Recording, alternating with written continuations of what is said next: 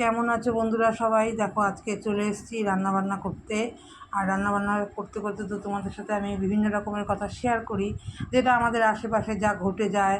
তারপরে আরও বিভিন্ন রকমের আমার মনে যেগুলো আসে সেগুলো তোমাদের সাথে আমার বন্ধুদের সাথে শেয়ার করি। তো আজকেও দেখো এখানে রান্নাবান্না করছি আর তোমাদের সাথে কিছু কথা শেয়ার করব, যেটা হচ্ছে ষষ্ঠী, এই জামাই ষষ্ঠী রিলেটেড। সেটা কিন্তু অন্য কারোর কথা না, সেটা আমাদেরই কথা, মানে আমাদের আগের যে জামাই ষষ্ঠী আমরা দেখেছি আর এখন যেরকম, সেটার একটা কথা তোমাদের সাথে শেয়ার করি। তো চলো আজকে তাহলে শুরু করি তোমাদের সাথে সেই কথাটা। আর আমাদের হচ্ছে যেটা আমার বাবার বাড়িতে, আমার বাবাররা 6 বোন। তো সেখানে 6 বোনের মধ্যে আমার সব পিসি তখনও বিয়ে হয়নি, 4টে পিসির মনে বিয়ে হয়েছিল। সে আমাদের বাড়িতে বিশাল করে না ষষ্ঠীর আয়োজন হতো। তো সেখানে তোমার ধরো আমাদের বাড়িতে আমার ঠাকুমা ষষ্ঠী পুজো করতো। ও সে অনেক ছোটো ছোটো পুতুল বানিয়ে নিয়ে ষষ্ঠী পুজো করতো। তো সেখানে না 4 পিসি আসতো, পিসমশাইরা আসতো, তাদের ছেলেমেয়েরা আসতো। তো সেই একটা মানে ষষ্ঠী না তো একটা উৎসব যাকে বলে। আর কি বলো তো, আমার পিসমশাইরা আসলে পরে আমার যেই পিসি তখনও বিয়ে হয়নি, ছোটো পিসি, সেই পিসি সেই প্রত্যেক জামাইকে না ওই ধুতি দিত আর তারা গেঞ্জি পরতো। এত ভালো লাগতো এই ধুতি আর ওই সাদা গেঞ্জি পরা থাকতো, দেখতে এত ভালো লাগতো। তো সেই তাই বলি যে তখন যে ষষ্ঠীটা হতো আমাদের বাড়িতে, বিশাল একটা আয়োজন হতো ষষ্ঠীর।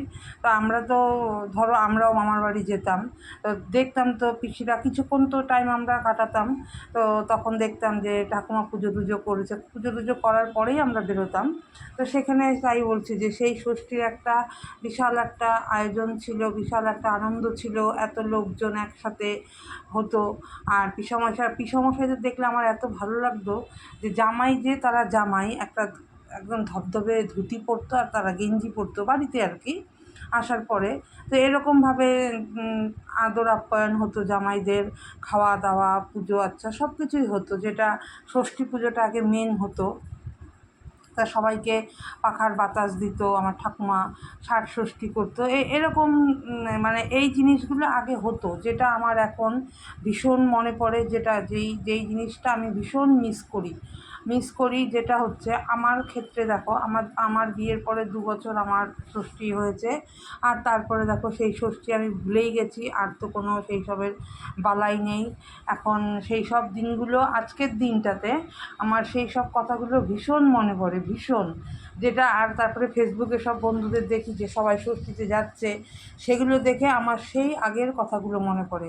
আমার বিয়ের পরে তো 2 বছর হয়েছে, কিন্তু তারপরে তো আর বললাম যে সেগুলো আর কোনো গল্পই নেই। তো এই এখনকার ষষ্ঠী দেখে আমার সেই আগের ষষ্ঠীর কথাগুলো মনে পড়ে, যেখানে আমার পিসিদের আমাদের বাড়িতে আমার পিসিরা আসতো, এত ভালো লাগতো সেই সময়টা। আর কী করব, সেই সময়গুলোর কথা ভাবি আজকের দিনটাতে। আর কি করি, বাড়িতে নিজে রান্নাবান্না করে খাওয়া দাওয়া করি, কি করব, ওই পুরনো স্মৃতিগুলো আর কি মনে করি যে এরকম হতো, ওরকম হতো, সেরকম হতো। আর আমার বিয়ের পরে ধরো 10 বছর, আমার বিয়ে হবে 10 বছর আর কদিন পরে, তো তার মধ্যে 2 বছর আমি করেছি, তারপরে হয়নি। সেটা আর কী আর মনে রাখবো, কী আর বলবো। যাই হোক, সেই সব আমার তো সেই সব লেখা চুকেই গেছে। তা তাই বলছি তোমাদের সাথে, আমি এটা আমাদের মানে আমার রিলেটেড একটা কথা শেয়ার করলাম, যেটা আমাদের বাড়িতে, মানে আমার বাবার বাড়িতে আমার পিসিদের এরকমভাবে ষষ্ঠী হতো। ভীষণ ভালো লাগতো। তখন তো আর দেখো ক্যামেরা ছিল না, ভিডিও করারও কোনো ব্যাপার ছিল না, ছবিও তোলার কোনো ব্যাপার ছিল না। এখন সেগুলো সব স্মৃতি হয়ে